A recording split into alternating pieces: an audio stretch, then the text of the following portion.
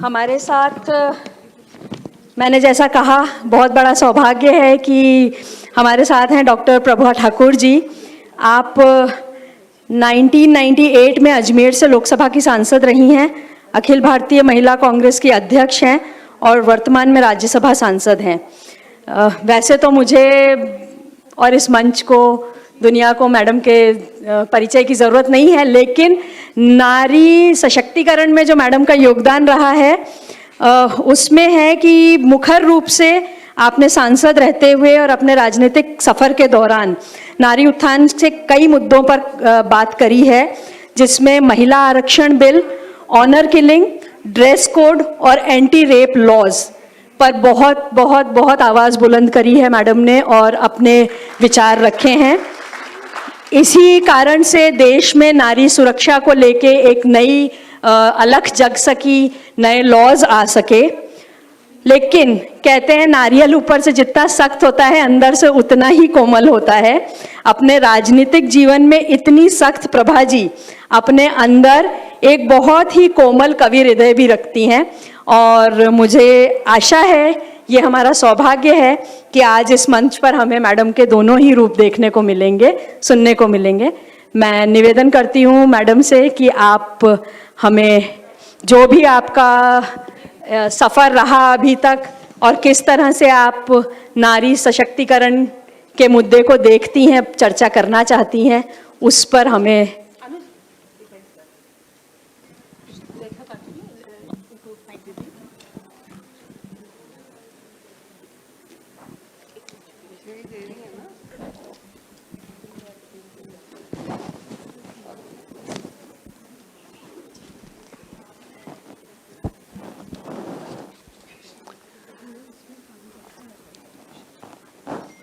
सबसे पहले बहुत बहुत आभार आज मुझे यहाँ आमंत्रित करने का। संस्था की हमारी बहनें आई थीं आमंत्रित करने मुझे, और जब इन्होंने बताया जो कि श्री राजीव अरोड़ा जी ये जो बड़ा महान और महत्वपूर्ण कार्य कर रहे हैं, सामाजिक योगदान दे रहे हैं, अंगदान जैसा कार्यक्रम आरंभ करा के राजस्थान में, ये अपने तरह का एक अनूठा कार्यक्रम है, एक अनूठा मंच है। तो आज महिला दिवस के उपलक्ष्य में हम इसी फोरम की तरफ से ये 6 मार्च को ये कार्यक्रम आज जो आयोजित किया गया, जिसमें मेरी बहनें बैठी हैं मंच पे मेरे सामने, सभी अपने अपने क्षेत्रों में अपनी अपनी कुछ पहचान रखती हैं, अपनी शख्सियत रखती हैं। और भाई राजीव अरोड़ा जी को तो मैं क्या बहुत बहुत बधाई दूं कि जो विज़न हमारे प्रदेश के माननीय मुख्यमंत्री जी लेके चल रहे हैं, कि अभी भी उन्होंने बजट सेशन में जिस तरह 5 लाख रुपए तक का चिकित्सा, चाहे कोई सरकारी में कराए प्राइवेट में कराए, उसको हर परिवार को ये सुविधा मिले निःशुल्क, खाली इलाज की कमी के कारण कोई व्यक्ति मेरे प्रदेश का तकलीफ न भुगते और कैसे उसकी चिकित्सा हो, ये इस बात की सोच रखने वाले हमारे संवेदनशील मुख्यमंत्री जी के लिए आप एक बार आप तालियां करके इस बात का स्वागत करिए कि सबसे पहले ये उन्होंने ही सोचा है इस बात को। और राजीव अरोड़ा जी उसी सोच को लेकर के जो आगे बढ़ रहे हैं, आगे चल रहे हैं, वो और उनके सभी साथी सहयोगी जो इस कार्यक्रम से जुड़े हैं, वो सभी बहुत बहुत बधाई और बहुत बहुत प्रशंसा के पात्र हैं। मैं लोकसभा में रही हूँ, राज्यसभा में प्रतिनिधित्व किया है, महिला कांग्रेस की अध्यक्ष भी रही हूँ, और उस दौरान मैंने महिलाओं के मैं बहुत आम परिवार से एक निकली हुई मध्यम परिवार की लड़की रही हूँ। और मैंने हमेशा बचपन से ये देखा है कि किस तरह से मैंने लड़कियों को परिवार में हमेशा एक दूसरे दर्जे की मान्यता मिलती रही है। एक सामाजिक सोच ऐसी बन गई, माइंडसेट जिसे कहते हैं, वही ऐसा बन गया। अब महिला दिवस आता है एक दिन 8 मार्च को, तो मैंने कहा भाई एक दिन 8 मार्च महिला दिवस, बाकी के दिवस किसके? बाकी के दिवस हमारे यहाँ। तो मैं तो कहती हूँ जब 50% से ज़्यादा 50% महिलाएं हैं तो भाई 50% दिन हमारे हैं, शायद ये रिमाइंडर है, सबको याद दिलाने का दिन है। वो होता है 8 मार्च को, भाई सब ये याद रखें कि महिलाएं इस देश में हैं, उनकी बराबर की भागीदारी है।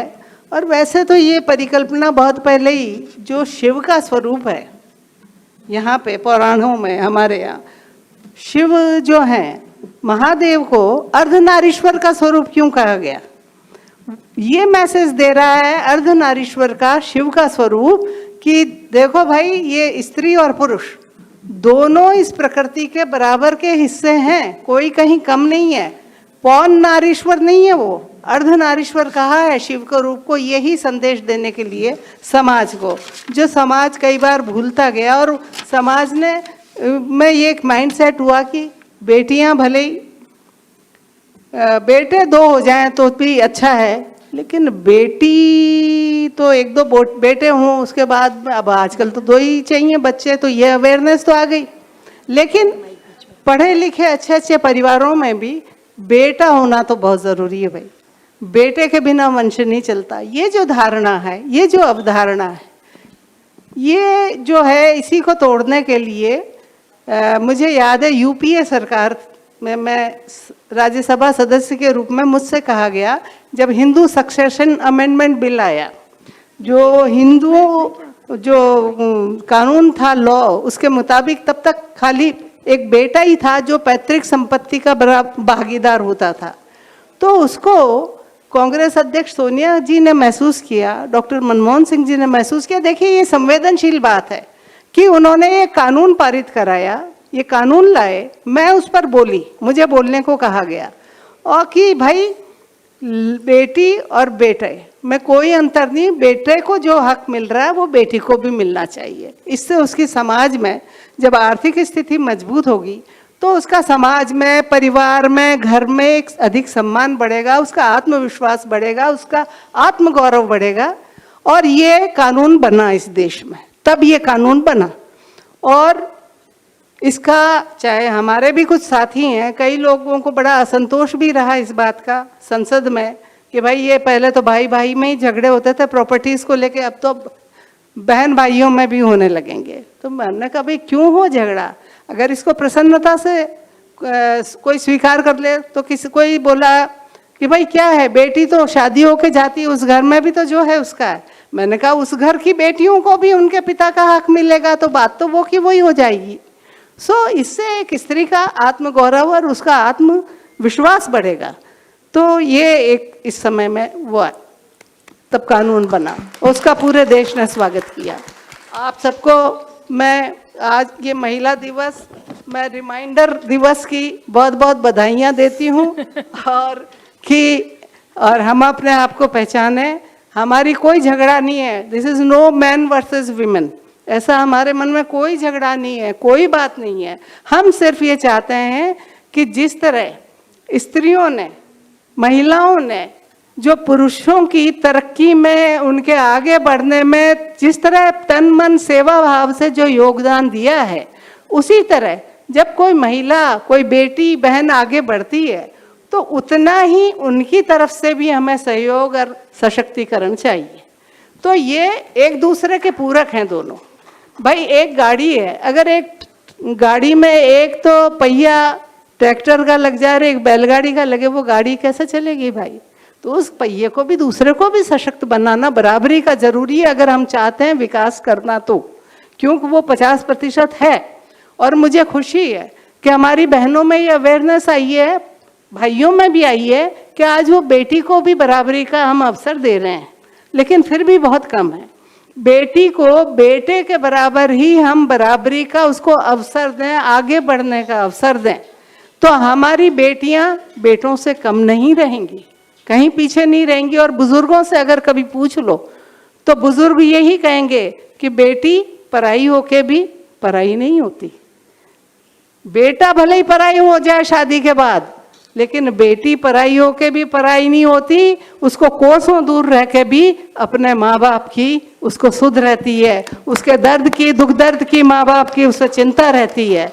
तो ये आप बुजुर्गों से पूछो तो सर्वे कर लो, आपको मेरे ख्याल में 95% यही स्थिति मिलेगी जो मैं बता रही हूँ। तो इसलिए मैं तो कहती हूँ, जब मेरे घर में 2 पोतियां हुई तो मैंने कहा भाई तुम भाग्यशाली हो अपनी बहू को, इसमें कोई चिंता करने की, दुखी होने की जरूरत नहीं है। ये तो भाग्यशाली हो, ये बात तुम्हें बुढ़ापे में समझ में आएगी। इस बात को, बेटियां हैं, बेटियों को पूरा मौका दो। और आज भी देखो तो रिजल्ट कहीं भी लाने में, किसी भी क्षेत्र में बेटियों को जब अवसर मिलता है तो उन्होंने अपने आप को प्रमाणित करने में कहीं कसर नहीं रखी है। किसी भी क्षेत्र में, चाहे वो साइंस हो, टेक्नोलॉजी हो, साहित्य हो, मीडिया हो, पॉलिटिक्स हो, या और कोई भी तरह का प्रोफेशन हो, सरकारी हो, गैर सरकारी हो, लड़कियां अपने आप को, बेटियों ने प्रूव किया है। अब आप कहें तो मैंने बेटियों की इसी उस पे ही अहमियत पर, बेटियों के योगदान को लेकर एक कविता लिखी है। अगर आप इजाजत दें तो मैं वो कविता सुनाऊं मैं आपको, जो मैंने बेटियों के लिए लिखी है।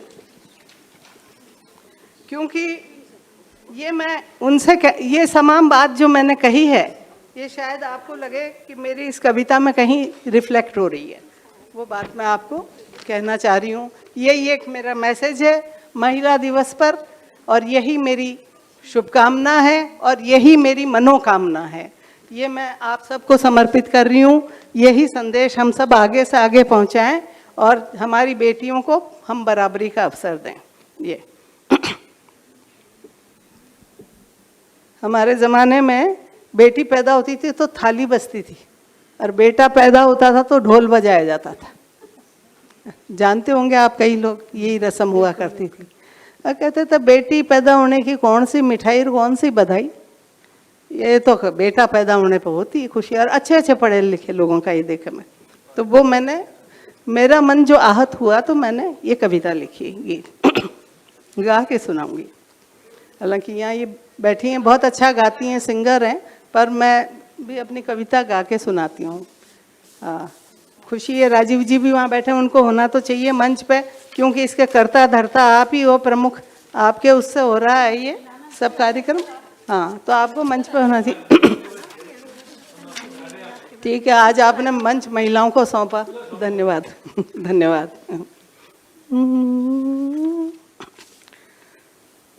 बेटियां बेटियां अनचाहे घर आई, जन्मों की नेकियां, बेटियां बेटियां बिन मांगे घर आई, जन्मों की नेकियां, बेटियां बेटियां जन्म पर न ढोल बजा, ना मिली बधाई, ना कोई जश्न हुआ, ना बटी मिठाई। आज भी हाल है गाँव में कई जगह, जन्म पर न ढोल बजा, ना मिली बधाई, ना कोई जश्न हुआ, ना बटी मिठाई। हर दुख सुख में बेटी साथ खड़ी पाई, हाय रे किस्मत फिर भी कहें सब पराई। आँखों में खटके क्यों आँखों की पुतलियाँ, बेटियाँ बेटियाँ आँखों में खटके क्यों आँखों की पुतलियाँ, बेटियाँ बेटियाँ। कैसे बेटी का जीवन देखिए, भाई की ढाल बनी, माँ का सहारा बेटी, बाबुल के आंगन में एक सितारा बेटी। भाई की ढाल बनी, माँ का सहारा बेटी, बाबुल के आंगन में जैसे सितारा बेटी। कैसे चलता घर संसार कभी सोचना, बेटियों को बोझ समझने वालों सोचना। तुमको भी दुनिया में लाई हैं बेटियां, बेटियां बेटियां। तुमको भी दुनिया में लाई है बेटियां, बेटियां, बेटियां। बुआ की झिड़की कभी दादी की डांट मिली। बचपन में बहुत सुनते थे, अरे लड़कियों वाले लक्षण रखो, कुछ खाना बनाना सीखो, ये घूमते मत फिरो और दो दो चोटी बनाते हो, ये क्या तरीका है तुम्हारा। ये सब डांट बेटियों के लिए वो होती थी।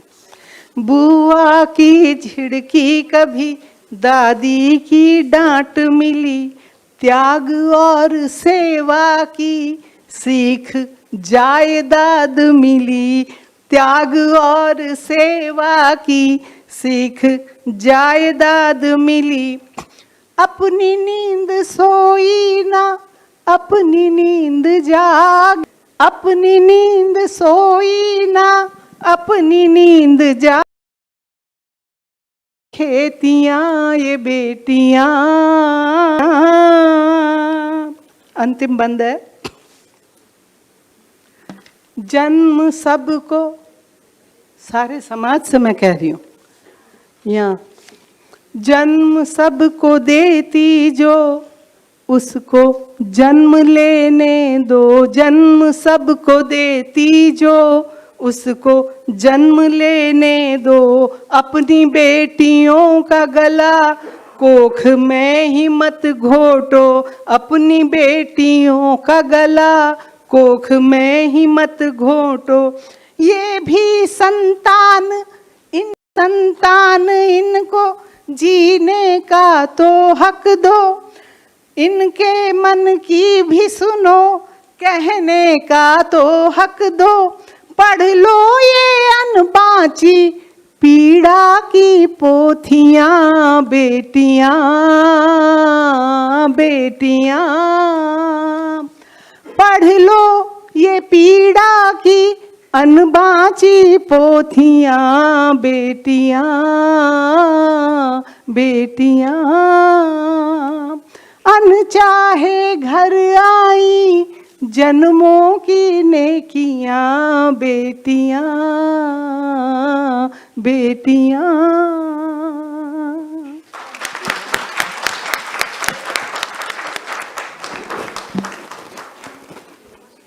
बहुत ही सुंदर रचना और प्रभा मैडम की, मतलब कुछ शब्द भी नहीं है मैं क्या कहूँ उसके बारे में। लेकिन मुझे पूरा विश्वास है कि मैडम आप जैसी माँ, आप जैसी संरक्षक और प्रेरणा स्रोत पाकर डेफिनेटली हमारा समाज, हमारी आने वाली पीढ़ियाँ, हम सभी आगे नारी शक्ति सम्मान में आगे आ सकेंगे। और मुझे उम्मीद है कि एक समय वो आएगा कि हमें 8 मार्च मनाने की ज़रूरत नहीं पड़ेगी। मुझे ऐसी उम्मीद है कि आपकी प्रेरणा से वो हम पा सकेंगे। आज हमारे इस मंच और कार्यक्रम का बहुत सौभाग्य है कि हमारे बीच में श्रीमान राजीव अरोड़ा जी भी उपस्थित हैं। आप शहर के बहुत ही जाने माने इंडस्ट्रियलिस्ट और सोशल वर्कर हैं और मैं संस्था की ओर से आपका इस कार्यक्रम में हार्दिक स्वागत करती हूं। सर, आपका बहुत बहुत धन्यवाद। कार्यक्रम को आगे बढ़ाते हुए हमारे साथ हमारी अगली प्रेरणा की कहानी है सौम्या शर्मा जी। आप एक आर्ट क्यूरेटर हैं और शहर में स्थापित कलानेरी आर्ट गैलरी की संस्थापक हैं।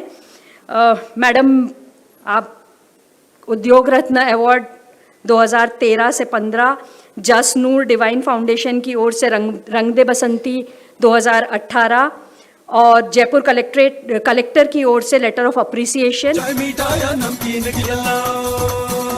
अरे राजभोग या कोई मिठाई, सोन पापड़ी, क्या बात है भाई। अरे भुजिया पापड़िया चटपटी स्वाद लो नमकीन का, बीका राम जान वाले है स्वाद बीकानेर का, स्वाद बीकानेर का। ओ खाओ के बारे में कैसे आपको कलानेरी का कंसेप्शन हुआ और क्या सोचकर आपने इसकी स्थापना करी, वो हमारे साथ शेयर करें। सबसे पहले सम्मानीय मंच को मेरा बहुत बहुत अभिवादन और यहाँ सेवा सिटी ऑर्गेनाइजेशन ने जो इतना सुंदर कार्यक्रम की परिकल्पना की है, उसके लिए आप बहुत बहुत साधुवाद, आप सारी पूरी टीम का। क्योंकि समय की बाध्यता है तो मैं अपना जो आपने प्रश्न किया है उसको लेकर अपना एक ब्रीफ इंट्रोडक्शन देना चाहूँगी। क्लास 12 तक ज़रूर मेरे पास साइंस बायो थी और कहीं ना कहीं मेरे पेरेंट्स एज़ यूजुअल कन्वेंशनल जो प्रोफेशन होता है कि जॉब ओरिएंटेड फैमिली थी और सभी पेरेंट्स की तरह मेरे परिवार वाले भी चाहते थे कि मेडिकल डॉक्टर बनो आप, क्योंकि पूरे परिवार में उस समय इंजीनियर्स की बहुतायत थी। और क्योंकि मेरा रुझान थोड़ा सा ड्राइंग की तरफ शुरू से ही था, बचपन से ही, प्राइमरी लेवल से ही, तो मेरे फादर ये नोटिस करते थे कि ये साइंस डायग्राम्स और फाइल्स बहुत सुंदर बनाती है, तो उनके अकॉर्डिंग उनका परसेप्शन था कि ये मेडिकल डॉक्टर बहुत अच्छी बनेगी। और मैं डायग्राम्स को देख के सोचती थी कि डॉक्टर की बजाय शायद मैं आर्टिस्ट अच्छी बनूंगी।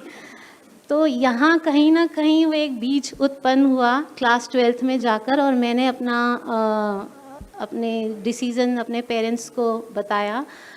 फाइन आर्ट्स का और ड्राइंग का उस समय कोई बहुत ज़्यादा स्कोप और बहुत ज़्यादा इंट्रोडक्शन नहीं होता था कन्वेंशनल फैमिलीज़ में। तो पेरेंट्स ने एज़ यूजुअल बोला कि वो तो तुम डॉक्टर के साथ साथ भी ड्राइंग कर सकती हो, जब भी फ्री हो तो तुम उसको अपने शौकिया तौर पे कर सकती हो। पर उस समय 90s की बात है ये, तब अर्ली 90s, तब मैंने ये डिसीज़न दिया कि नहीं, मुझे प्रोफेशनली फ़ाइन आर्ट्स में ही ग्रेजुएशन करना है और इसी में कुछ आगे चल के काम करना है। और माता पिता के आशीर्वाद से और उनके ब्लेसिंग से ये डिग्री कोर्स पूरा हुआ। मीनवाइल शादी भी ऐसे परिवार में हुई जहाँ पे फैमिली सपोर्ट और मोस्ट इम्पॉर्टेंटली मेरे जीवन साथी जिन्होंने ये वादा किया था कि तुम जो भी करना चाहती हो लाइफ में वो तुम्हें करना चाहिए, अपने ड्रीम्स को परस्यू करना चाहिए और उसमें जितना संभव होगा मैं तुम्हें साथ दूंगा, और वो आज तक अपना प्रॉमिस निभा रहे हैं। कलानेरी की स्थापना मेरे मैरिज के बाद एज़ यूजुअल जो हमारे लेडीज़ का रहता है कि बच्चों में रम जाती हैं, उनकी स्कूल एजुकेशन, फिर उनकी परवरिश के साथ साथ कहीं ना कहीं एक मन में चल रहा था कि कुछ करना है, क्योंकि Jaipur being art city, craft city, तो मैं वो जर्नी जारी थी कि कुछ भी एग्जीबिशन हो या कहीं भी कोई सुंदर क्राफ्ट देखूं तो कहीं ना कहीं मन में ये होता था कि ये कैसे बना है, इनके पीछे इनकी कितनी साधना है, क्या मैं कभी कुछ ऐसा कर पाऊंगी कि इनके लिए कुछ प्लेटफॉर्म दे सकूं जो अपना प्रोडक्ट्स को नहीं मार्केट कर पा रहे हैं। तो उसको लेके और मेरे हस्बैंड के परसुएंस की वजह से मैंने मास्टर्स डिग्री शादी के बाद की, काफ़ी साल के गैप के बाद, इवन 2 बच्चे होने के बाद। तो मास्टर्स डिग्री में क्योंकि पढ़ने का शुरू से ही शौक़ था और अपने फील्ड का एजुकेशन में पढ़ाई किसको नहीं पसंद, तो उसमें डिपार्टमेंट टॉप भी किया। और उसके बाद शुरू हुई एक जर्नी, एक कहीं ना कहीं एक ख्वाब कि अब राइट समय आ गया है कि एक छोटा सा बीज डाला जाए, कि एक मंच उपलब्ध कराया जाए उन सभी युवा कलाकारों के लिए जिनके लिए उस समय की मैं बात कर रही हूँ लेट 90s, जब जयपुर में बहुत ज़्यादा आर्ट सेंटर्स नहीं होते थे। एंड बीइंग स्टूडेंट हम देखते थे कि जयपुर में कुछ सिलेबस के अलावा अगर हमें कुछ सीखना है तो ऐसा कोई प्रोफेशनल सेंटर एकेडमी नहीं है जहाँ जाके हम प्रोफेशनली गाइडेंस ले सकें, या हर एज का व्यक्ति, क्योंकि ज़रूरी नहीं है कि हर लड़की या हर इंसान को ये सुविधा या बैकग्राउंड मिले कि वो 4 साल का डिग्री फिर 2 साल का मास्टर्स कर पाए क्राफ्ट में और फाइन आर्ट्स में।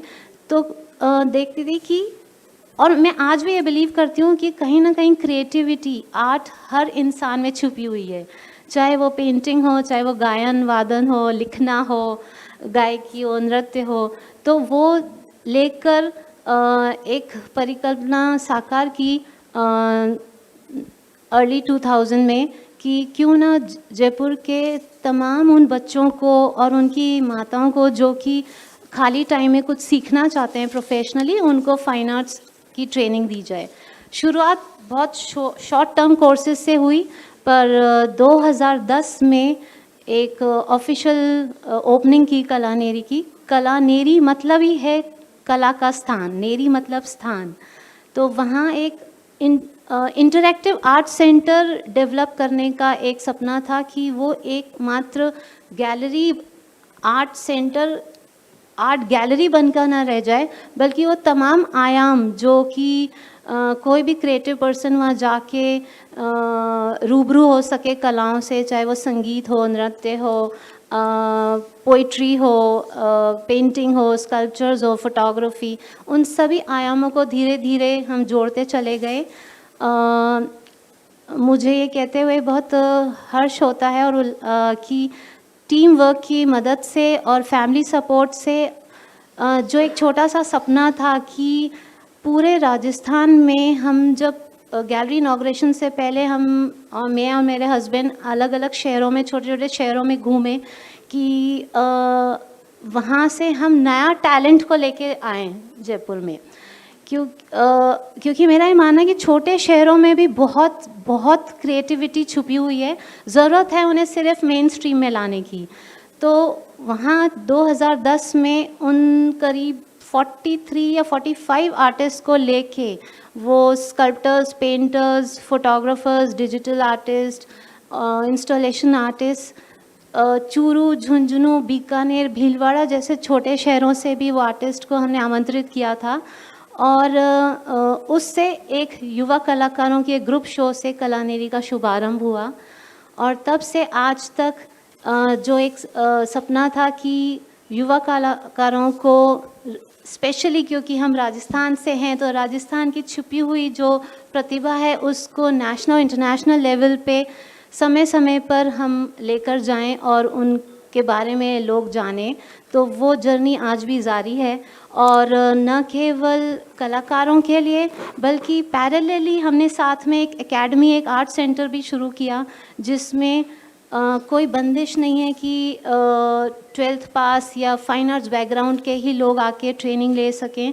उनके लिए round the year classes, workshops, certificate, diploma courses की शुरुआत की गई और वो कार्यक्रम आज भी जारी हैं सेंटर पर। हर 2 साल में एक नए आयाम, क्योंकि मेरा ये मानना था कि स्थिर पानी हमेशा एक बोलते कीचड़ जैसा हो जाता है, तो आपको कुछ ना कुछ क्रिएटिविटी उसमें ऐड ऑन करते रहने पड़ेगी। तो उसमें एकेडमी के बाद 2 साल बाद हमने कलर रूट्स लेके एक अलग ब्रांच स्थापित किया, क्योंकि मेरा पर्सनल झुकाव राजस्थान के क्राफ्ट्स के लिए बहुत ज़्यादा है। तो उसमें ये था कि हम लोग उन सभी about to extinct craft forms जो कि बहुत गिने चुने परिवारों तक ही सीमित है, उनकी न केवल ट्रेनिंग दें नए कलाकारों, नई युवा पीढ़ी को, बल्कि उसके द्वारा रोज़गार भी वो कमा सकें। तो उनकी उस प्रोडक्ट्स की मार्केटिंग, उसकी सेल्स और उसकी ट्रेनिंग के लिए हमने एक कलर रूट्स करके एक अलग डिपार्टमेंट की स्थापना की, जो जल्दी एक ई-कॉमर्स वेबसाइट के रूप में राजस्थान में उपलब्ध होगा। और ट्रेनिंग जी, थोड़ी सी एक बीच में आपको रोकना चाहूँगी। हमारी आज के कार्यक्रम की मुख्य अतिथि बॉलीवुड की प्लेबैक सिंगर सोनाली राठौड़ जी हमारे साथ मंच पे है, और क्योंकि मैडम जयपुर में एक पर्सनल फंक्शन के लिए आई हुई हैं, तो उनको थोड़ा सा जल्दी है फंक्शन का। मैं चाहूँगी कि हम सोनाली जी की जीवन यात्रा और उनके कुछ विचार आज के दिन के बारे में सुन सकें। Please Sonali ji, it will be an honour for अस।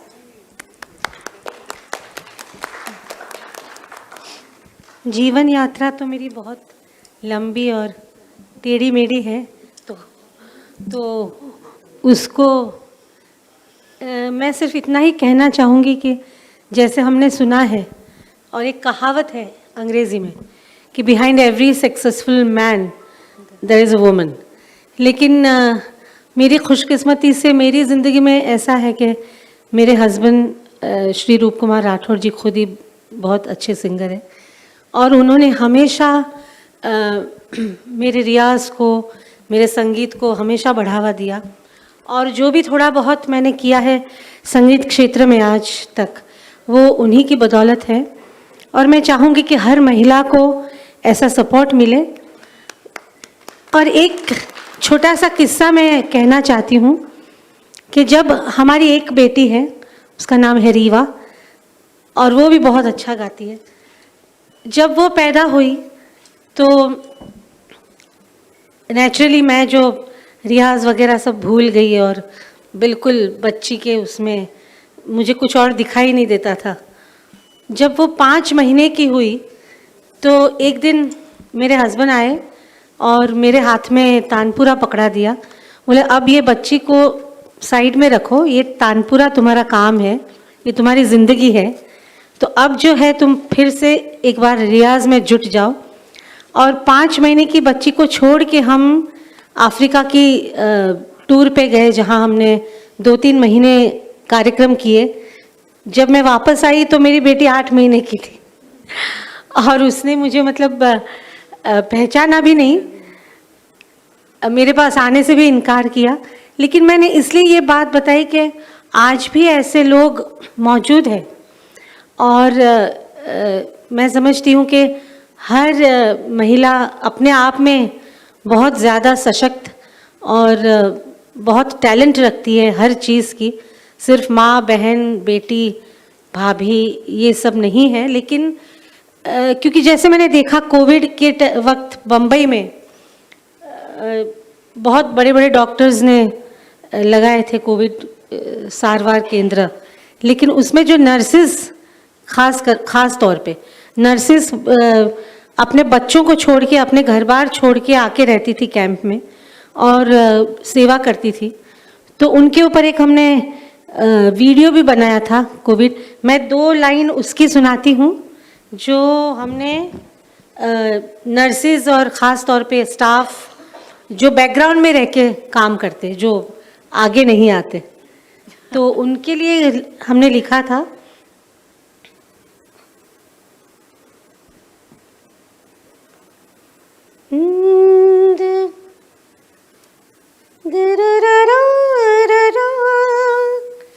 बाजी लगा के जान के जो जान बचा रहे हैं, जो अपनी जिम्मेदारी बखूबी निभा रहे हैं, उनकी बहादुरी का एहतराम हम करें, सबका ये फर्ज है उन्हें सलाम हम करें, सलाम हम करें, सलाम हम करें।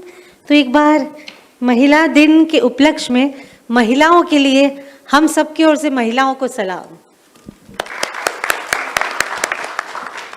Thank you so much Sonali ji. आपकी मौजूदगी हमारे लिए केक था, तो आपकी इस मधुर आवाज़ में हमारे वॉरियर्स के लिए ये जो आपने सुनाया हमको, that was a cherry on the cake. Thank you so much ma'am, thank you. हमारा मंच आज सुशोभित है कल्पना अग्रवाल जी की मौजूदगी से। आप गवर्नमेंट ऑफ राजस्थान में रिलीफ डिपार्टमेंट में जॉइंट सेक्रेटरी पद पर वर्तमान में आसीन है। मैडम, आपका बहुत बहुत स्वागत हमारे मंच पर। क्योंकि हमारे पास समय की बाध्यता है, मैं आज हमारे साथ मौजूद उन शख्सियत के बारे में छोटा सा परिचय कहना सही नहीं होगा। उनकी मेहनत को, उनकी हिम्मत और उनके जज्बे को सलाम करना चाहूँगी, जिन्होंने अपने कार्य से इस समाज में जाने कितनी आँखों को रोशनी दी है, कितने दिल उनकी मेहनत और उनके जज्बे के कारण आज धड़क रहे हैं और कितने परिवारों को नई जिंदगियां मिली हैं। आज हमारे साथ हैं भावना जगवानी जी, मैं निवेदन करती हूं कि भावना जी कृपया पधारें और अपने organ and I donation mission campaign के बारे में हमें बताएं।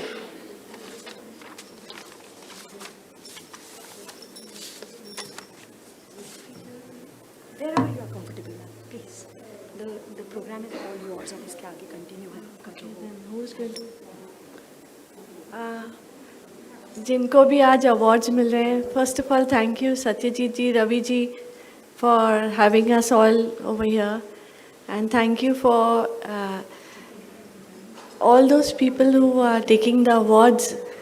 They are worth much more. Their acknowledgement is not enough through these small little awards. We are humbled that आप अपने time निकाल के आए हैं to take these awards. It's a privilege and honor for us. Thank you Sonali ji for taking out time and coming. Thank you Prabha ma'am. Thank you so much. So it's an honor to have you both with us. We would request Mahima, who is coming to read out the names. Come.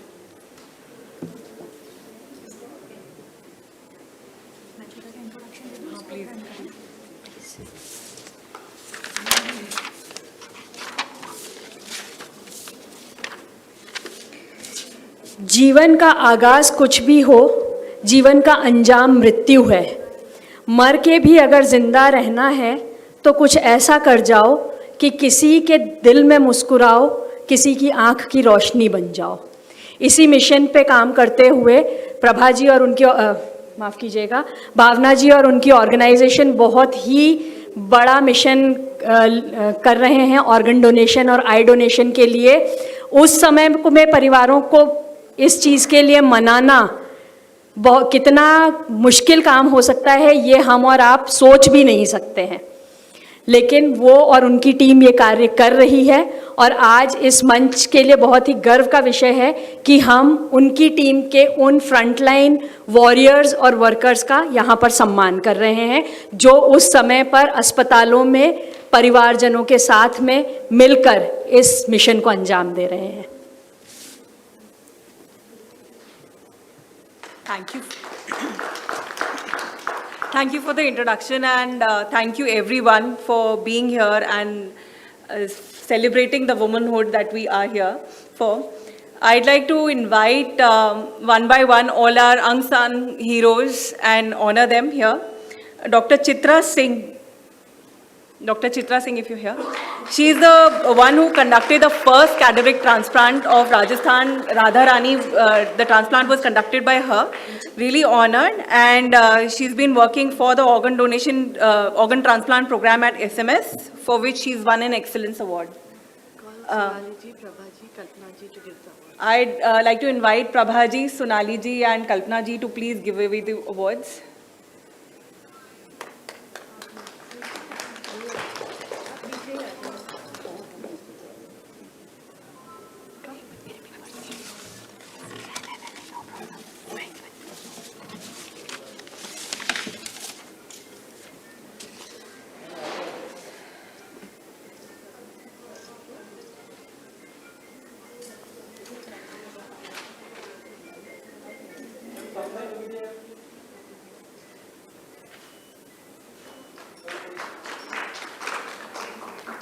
Dr. Radhna Singh.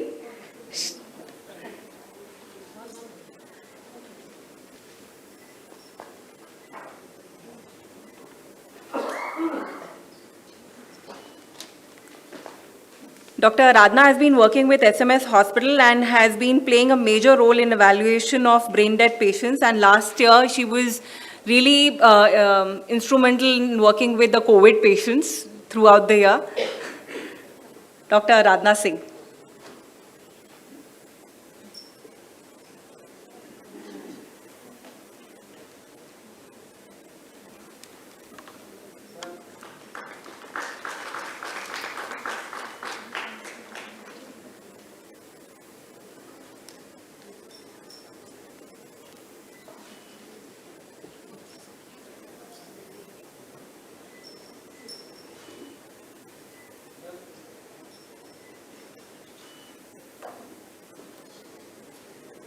Dr. Meenu Bagratta.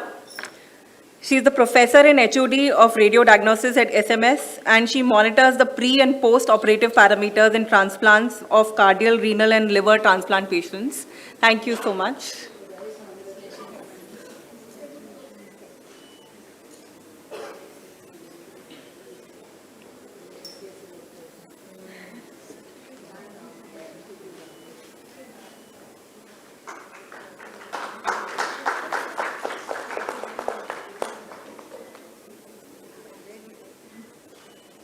Dr. Sheetu Singh. She's the director of ILD and Pulmonary Rehabilitation Clinic. She's worked last year with the COVID patients again and helped the society throughout. She's extensively working with post-COVID lung diseases.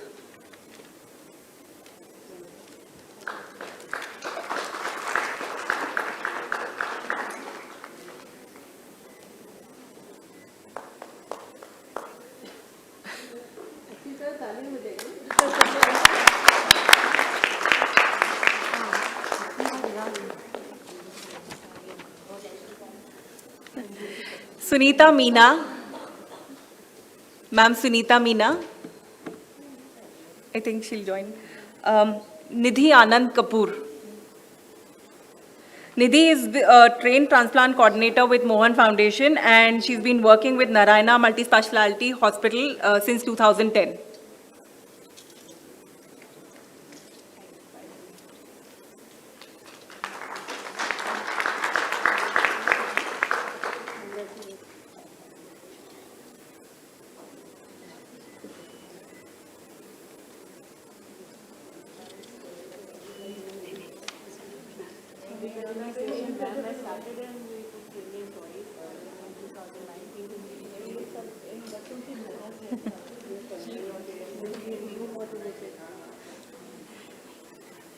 Bushra Faiz.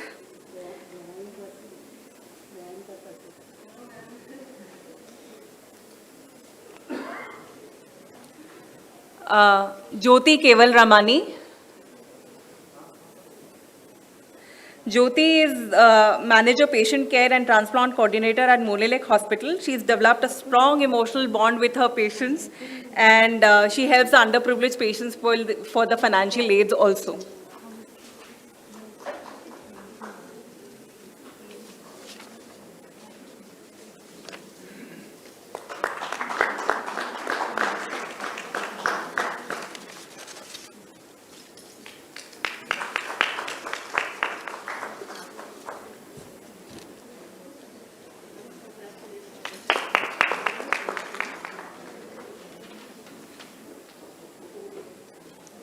Thank you everyone.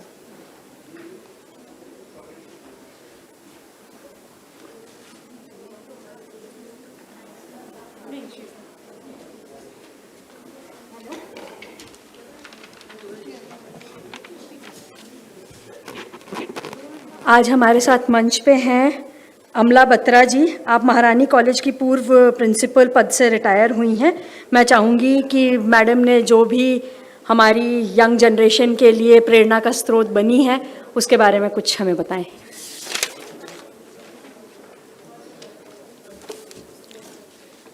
आदरणीय मंच, respected Arora साहब, all the guest present here. मैं तो यूं ही चली आई हूँ actually, इसलिए मैं 2 मिनट ही लूँगी, ज़्यादा नहीं बोलूँगी। सब लोग थैंक यू सो मच। बेफिजूली इतराती है ये इत्र की शीशियाँ, बेफिजूली इतराती है ये इत्र की शीशियाँ। हम तो इतने सारे टैलेंटेड लेडीज में आके यूं ही महक जाते हैं। आपको पता है कितनी ताकतवर है? अभी मैडम आपने बोला कि 2 पहिए और 2 पहिए होते हैं। मैं कहूँगी कि लेडीज तो है वो स्टेपनी होती है, जहाँ भी कमी है वहाँ फिट कर दो, दे विल मैनेज एवरीथिंग। बहुत अच्छी तरह से मैनेज करेंगी वो। बेसिकली मैं एजुकेशन से हूँ और महारानी कॉलेज जैसे आप सब जानते ही हैं एशिया की काफ़ी बड़ी सबसे बड़ी इंस्टीट्यूट है। 9,000 10,000 बच्चियाँ वहाँ पढ़ती हैं। मैडम तो आई हुई हैं वहाँ पर। और एजुकेशन इतनी इम्पॉर्टेंट है। आज काफ़ी कुछ एजुकेशन के बारे में कहा। I was feeling very happy about it कि कितना इम्पॉर्टेंट है। और मुझे भी इंसिडेंस याद आता है जब मैं भाभा एटॉमिक रिसर्च सेंटर से, मुझे पहली स्कॉलरशिप मिली थी बॉम्बे से रिसर्च के लिए। जब मैं वहाँ ट्रेनिंग लेने गई तो I was the only girl in the whole class, you know, and I really appreciate my parents कि वो भी चले गए थे और पेडा रोड पे हमने एक फ्लैट ले लिया था, वहाँ रहते थे। और मैं रोज़ कैनल वर्थ से बस पकड़ के भाभा एटॉमिक रिसर्च सेंटर जाती थी।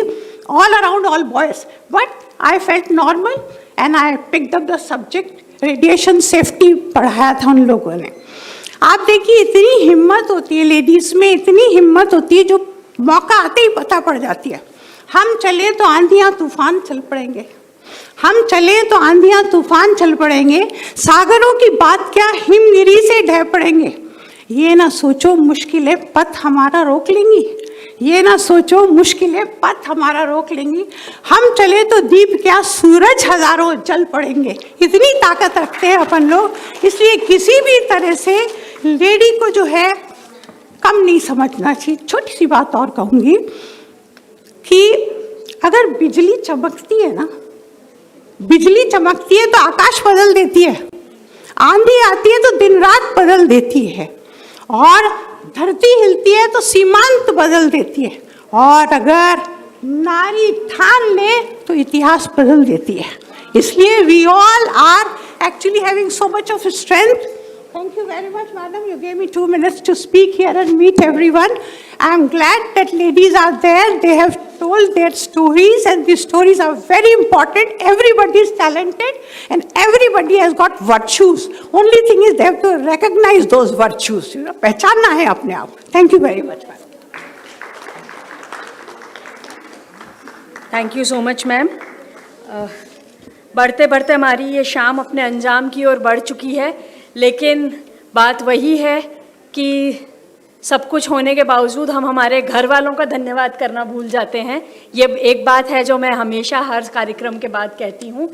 और आज मैं सेव अवर सिटी की ओर से हमारे इस प्रोग्राम के जो को प्रेजेंटर्स हैं, मैं चाहूँगी कि वे मंच पर आएँ और हमारी ओर से एक छोटा सा सम्मान ग्रहण करें। मैं निवेदन करूँगी Jaipur Kings rotary club Jaipur Kings city की ओर से आई सुनीता बत्रा जी का, कि आप कृपया मंच पर पधारें। कविता मुखर्जी से मैं निवेदन करूंगी कि आप सुनीता जी का सम्मान करें, उन्हें ट्रॉफी दें।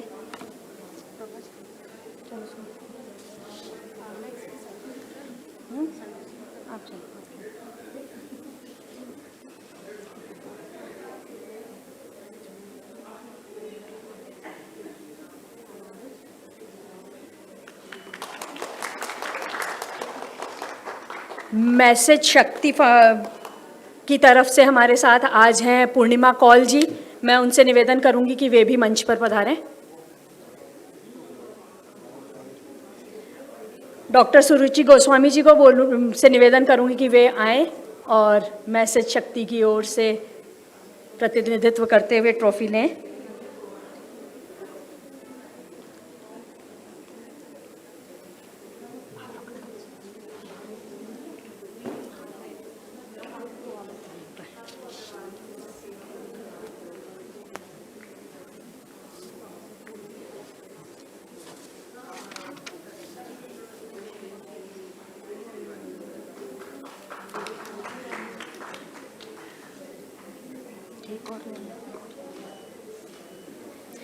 मोहन फाउंडेशन की ओर से मैं निवेदन करूंगी कि मैडम भावना जी अभी यहाँ है नहीं, वो हमारे मुख्य अतिथि के साथ बाहर हैं। अच्छा, मैं निवेदन करूंगी भावना जगवानी जी से कि आप मंच पर पधारें और हमारी ओर से इस सम्मान को ग्रहण करें।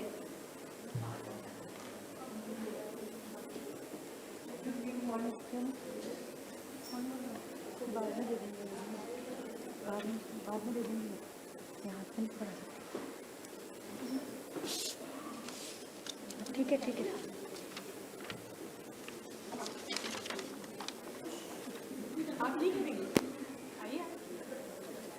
पूर्णिमा जी से रिक्वेस्ट है वे भावना जी का सम्मान करें।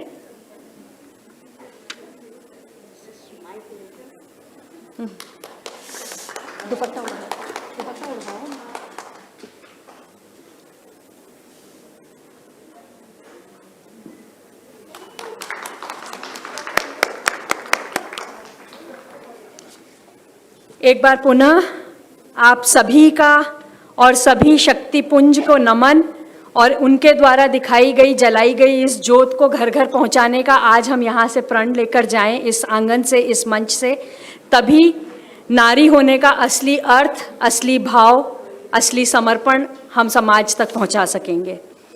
छोड़ दिया माँ का आंचल और छोड़ दिया है पापा का गांव, छोड़ दिया माँ का आंचल और छोड़ दिया है पापा का गांव, चलना है अब पाँव पाँव, वो जीवन ही क्या जो चलता रहे छाँव छाँव। तू नदिया है, तू नदिया है, अब किनारा छोड़ चुकी, राह की हर चट्टान को अब तू तोड़ चुकी, अपने जीवन का रुख अब तू मोड़ चुकी, मंजिल पाने को अब तू बढ़ चुकी, मंजिल पाने को अब तू बढ़ चुकी। आप सभी को एक बार पुनः मैसेज शक्ति, सेवावर सिटी, मोहन फाउंडेशन और rotary club Jaipur king city की ओर से बहुत बहुत धन्यवाद। रिश्ते बनाओ, चाय मीठा या नमकीन खिलाओ, अरे राजभोग या कोई मिठाई, सोन पापड़ी क्या बात है भाई, अरे भुजिया पापड़िया चटपटी स्वाद लो नमकीन का, भीकाराम चांद वाले है स्वाद बीकानेर का, स्वाद बीकानेर का। ओ खाओ